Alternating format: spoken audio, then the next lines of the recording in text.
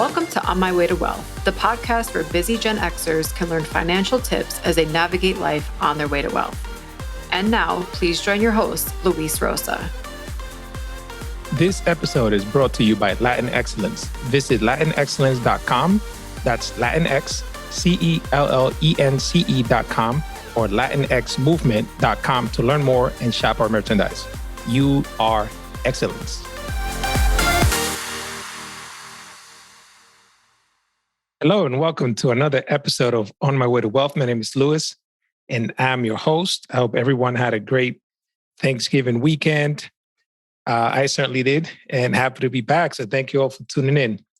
So today I want to talk about the phenomenon that you may have heard about of people saying like, well, if you stop drinking coffee, right? Or if you start bagging your lunch and instead you turn those monies and put them towards an investment, you will have hundreds of thousands of dollars by the time you retire or X amount of year, right?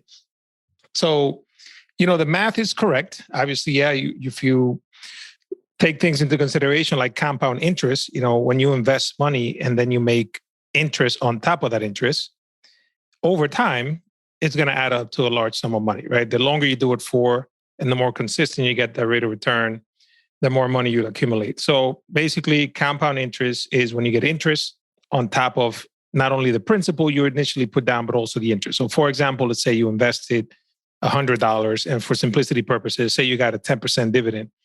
Well, now you have a $10 dividend, which you can add to the original principal balance. So now you have $110, for example.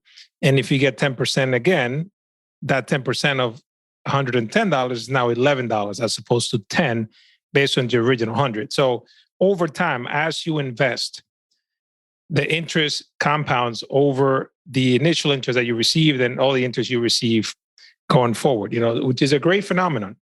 So compound interest is your best friend when you're investing, especially the longer you do it for.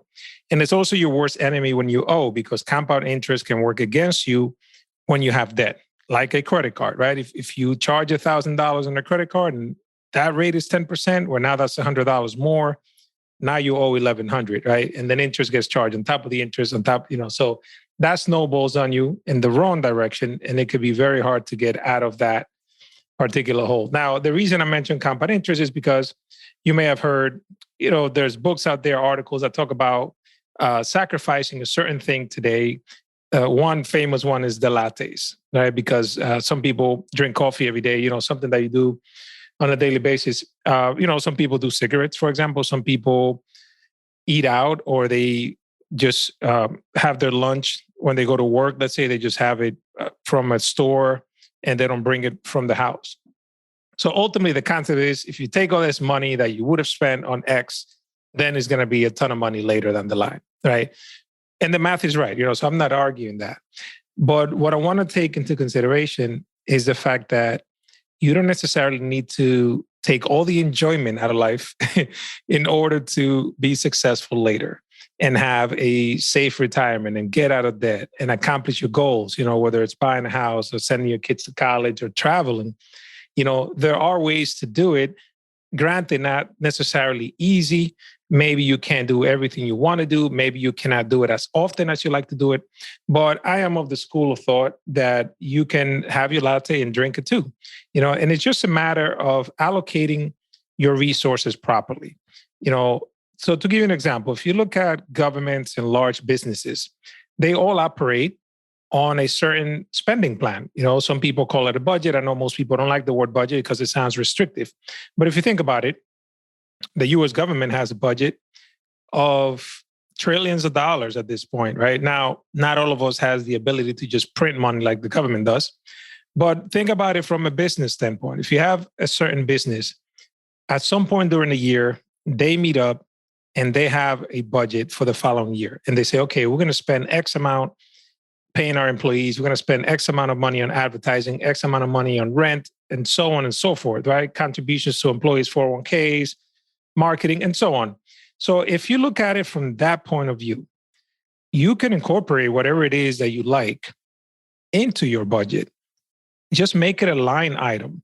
One of the things that I do with my clients is that when we do a budget, we come up with a certain amount of money that individual or couple needs every week, individually though, for miscellaneous stuff. So we first start by listing all your fixed expenses. That could be your mortgage, rent, utilities, or things that occur every single month. The amounts may vary here and there, like utilities, but every expense that definitely happens every single month. And then you create these other buckets for goals, and those could be like things that don't necessarily happen all the time, but that you do spend money on during the year. So for example, let's say you spend $3,000 a year on vacation. Well, we'll make a $250 expense on that budget worksheet that goes toward the vacation savings account. So if you get paid twice a month, let's say, then it's $125 every paycheck goes to that account as a bill, automatically, right? So that's allocating it right there. So you're already taking into account something that is a priority to you, just like it was a bill, put it in there. 401k contributions, those come out pre-tax from your paycheck. Anything else that you have in mind, you have, you want to send your kids to college, you want to buy a home, all that money just gets allocated to a different bucket. Now you can do the same with your daily things that you spend money on, whether that's a latte, lunch, et cetera. So one of the things I do with my clients is say, okay, let's figure out how much money you feel like you might need on a weekly basis to allocate to these miscellaneous expenses. It could be $75, $100, whatever that is. So then every paycheck, that $100 gets either taken out as cash, or if it's too inconvenient, you can create a second checking account and then put that $100 a paycheck into your second checking account. Then you have a debit card that is only to be used for the purposes of you enjoying yourself, and you transfer the money every time you get paid. So you can't go over, and it's not going to mess up what you're doing with your main bank account, right? Or your savings or anything, because it's purposely for you to spend money on. So if that's a latte, then so be it, right? So it's just a matter of allocating your resources. So I want you to start thinking in that frame, because not everything is designed for you to save the most money on at the expense of you being miserable. We all work jobs. Sometimes you don't have the best days at work. Some people actually don't even like the work they do, and then life gets in the way. So to add to that and say, okay, you're going to be 100% restricted. You can't eat out. You can't have a latte, just stash it all in 401k or whatever. It's just not reasonable. And it's not fair to you. If that latte makes you feel good, makes you feel rejuvenated, it gives you the energy you need and you feel good about yourself. And here you can substitute latte for whatever it is. If you like to buy a pair of shoes every once in a while, or a shirt, or whatever it is, then so be it. There's an intangible value that's probably not seen there, where you might be able to feel so good that now you're working harder and making even more money, just because you're rewarding yourself. So you can kind of create a system where you set certain rewards for yourself. I was talking to my business coach, and one of the things that I do, which is great, I'm super excited about it, is that I have certain goals, certain things that I need to do all the time. And if I follow through on those action items, then I get to choose a reward for the month, right? So now I have that additional incentive, because I know that my action items will definitely help get me to where I want to go business-wise. But at the same time, life gets in the way. Sometimes it's very easy to just not follow through on your own, for your own things. I don't know if you're like me, but one of the things that I need to improve on is that I can very easily break a promise to myself, not other people. Other people, always a priority, I follow through. But to give you an example, if I have a workout schedule on my calendar and, something happens at work, whatever, like, I would give that a priority, and sometimes, it's not even something that is urgent, but for some reason, I will prioritize other things besides what I said I was going to do on my calendar for myself, so I could easily not go to the gym or just, I'll do it later or whatever, just because something else happened, right? So I feel like it's very easy for us to kind of fall into that trap. So if you set a reward for yourself and say, okay, look, let's use weight loss, for example. Let's say you want to lose 10 pounds in a month, and you break it down into smaller chunks. Okay, that's 2.5 pounds a week. So what do I need to do? That means I have to do, let's say you decide 5 workouts for 45 minutes a day for 5 days out of the week. What can you do today to help get you there. As opposed to looking at the goal as this huge thing. Losing 10 pounds is a hard thing to do, but maybe working out for 45 minutes today isn't that hard, right? As losing 10 pounds. So you have to think about it in small increments that you can do daily. And the reason I bring that up is because I was recently listening to an interview with James Clear. He's the author of Atomic Habits, and Ed Milet. And they were talking about the 1% principle. And what they were saying was that for you to be successful and make these like very impactful changes in your life, it doesn't necessarily take this huge amount of effort in one shot. And the concept was just changing direction by 1%. I remember Tony Robbins talking about this as well. He was saying, if you take a ship and you change the steering, right, just 1 degree, at first it doesn't seem that much, but over time, that 1 degree change in course, you could probably end up in a different corner of the world. So when I was listening to this, I said, well, how do you apply this to finances? It's pretty fascinating. It could be small increments like that too. It's like, hey, what if I raise my 401k contribution by 1%? It doesn't mean you're not going to still be able to have your latte, right? And then you challenge yourself and say, okay, I'm going to raise my 401k contribution to 1%, or by 1% or by 2% this year. If you just got a raise and that raise was 2%, maybe put that 1% in the 401k and the other 1% for you, so that you kind of balance it out. You can still save for your future tomorrow, right? Your future self, without sacrificing a lot today. And there might be things that might not allow you to do everything that you want to do today, but maybe you do it every once in a while so that it's still part of that reward system. So, okay, if I increase my 401k by 1% and I do that, at the end of the quarter, I'm going to go treat myself and buy myself XYZ that I really like, right? You can do that as opposed to saying, well, I'm just going to sacrifice it all and not have any type of fun at all, because you need to vent, and you need to re-energize yourself so that you can continue to stay focused and motivated towards your goals. So that was pretty fascinating to me, just the whole concept. So, what are some of the things that you can do to make sure that even if you're sacrificing a bit today, but that at least you can keep that balance, which is something I'm a big believer of, keeping balance in your life. So one of them was stacking the odds in your favor. This was one of the things that came out of the conversation that I was really fascinated by. And it could be very small little things, that, they might seem insignificant, but at the same time, they're going to drive you to do the thing you need to do because it just happens to be there, right? So, for example, let's say that, let's go back to working out. You might put your workout clothes, right in front of the door, right? Like, say you have your workout sneakers right in front of the door. That way, when you're done with work, and you go downstairs or whatever, you see them. They're right there in front of the house, So there they are. You might put your gloves right where your keys are, something like that. You might put your workout app as the main app on your homepage in your computer or your phone. Just very small little changes like that just keep your top priorities in mind, because life gets in the way. So one of the things that stood out from the conversation to me was that they were talking about when we have young children and we want to protect them, how people like baby proof the house, so you like make sure there are no sharp edges and, things that can hurt them. You put them out of reach and so on. And they were like, why don't you just apply that concept to yourself? And I'm like, wow, that is pretty cool. Like at some point when kids are no longer grown, we kind of lose that, right?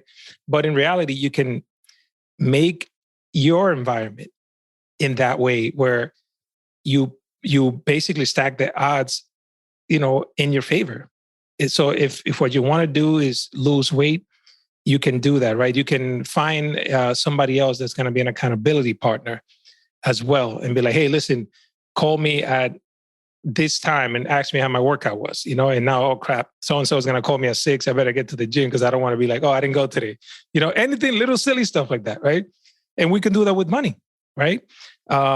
Let's raise our 401ks by 1%. It's very small, but is going to be a lot over time, right? And then next year you could do it by 1% again, and slowly just start snowballing into something that's going to be in your favor.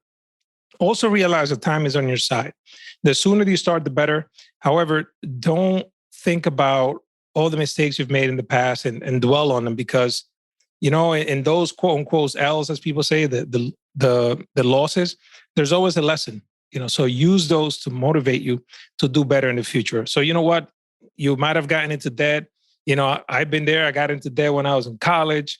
You might have heard me say it in previous episodes. I got credit cards before I even had a job in college, because they were there. They were inside the book, the books when I went to buy them, And yeah, I charged money on credit cards to go to Cancun for spring break. And then I paid dearly for it, right? Compound interest. I learned what compound interest was the hard way.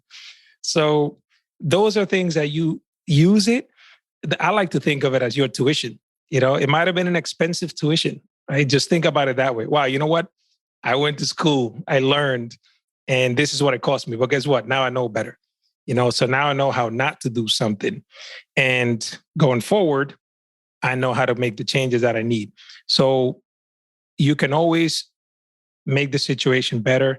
Just be intentional about it. I did an episode on SMART goals. So you definitely check that out, because it talks out how you can create your goals in a way that's going to make where you're more likely to achieve them by using the SMART goal concept. Another thing I've learned is that discipline beats motivation. I always thought about motivation as something that you needed to have in order to go after your goals, and not necessarily. Most of the successful people out there just operate out of habits, not motivation. You're not going to always feel like going to the gym. It's not going to be always easy to take money out of your paycheck and put it into an investment account. But you know what? If you do it automatically as a habit, you're more likely to succeed at it. And automation, that's the other key. Out of sight, out of mind, right? You've seen that all the time. Well, make that work in your favor. Make investments come out directly from your checking account. If it's to your 401k, set an automatic amount to come out every paycheck, just out of sight, out of mind. Because ultimately, you know what? Life always happens. There's always something that wants the attention of your dollars, right? So if you wait until you paid all your bills, et cetera, and then try to decide what to do with the money that was left, something always wants the attention of your dollars. So you have to be a little bit more intentional about what happens to your dollars. Change can happen. And more importantly, you can make change happen. So whether it's latte, shoes, a purse, travel, you can still enjoy yourself. You can still enjoy those things while still saving for future you. Just remember that you don't have to live miserably today just to achieve your goals tomorrow. You just got to be smarter, and you have to be consistent. Those are the things. So small little changes today over a consistent period of time is going to get you there. I have an example from my own life. I have several certifications, certified financial planner, the IRS enrolled agent, and these other licenses. And I have to do continuing education every year. My wife always laughs at me, because every single year towards the end of the year, sometimes even like on Thanksgiving Day, here I am doing continuing education classes online, because somehow, some way, just life happens, right? I'm busy during the year. And, I have to do a significant amount of continuing education a year.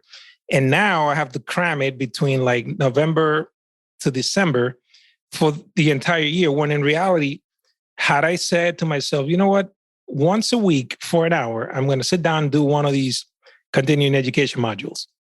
It would have been so much easier throughout the year to just do that once a week. I could have skipped some weeks and still come out ahead, but now I have to do them all at the end of the year, right? So I'm going to have you guys hold me accountable going forward. I'm going to start doing continuing education from the beginning of the year, 1 hour a week. So you can impact change in your life just by having those small, consistent, deliberate actions. Just think about that. So whatever it is that you enjoy, make it a line item in your budget to make sure that you do have the resources to do so, because then you realize how often you can do them and so on. But just know that there is a way for you to have balance where you're still enjoying yourself today by creating those reward systems and still being very efficient at creating whatever it is that you want in the future. Working with a financial planner might be something that could benefit you in that regard, because then you have somebody that can serve as an accountability partner. and somebody that can look at it from a third-party independent view and then be able to tell you, hey, listen, this could be done this way, which is faster. Maybe this could be done another way and so on, right? Something that you may not know. So just something to consider. As you know, I always offer a complimentary consultation. You can just go to buildabetterfinancialfuture.com, click on schedule a call button. If you have any questions, send me an email at luis@onmywaytowealth.com. Thank you all for tuning in, and I'll see you in the next episode. Thank you for listening to On My Way to Wealth. If you have any questions, please send me an email at luis@onmywaytowealth.com. The information provided here is for information and education purposes only. The opinions expressed herein are solely those of myself, unless otherwise specifically cited. Material presented is believed to be from reliable sources, and no representations are made by my firm or myself about other parties' information or accuracy or completeness. All information or ideas provided should be discussed in detail with a financial advisor, accountant, or legal counsel prior to implementation. Thank you.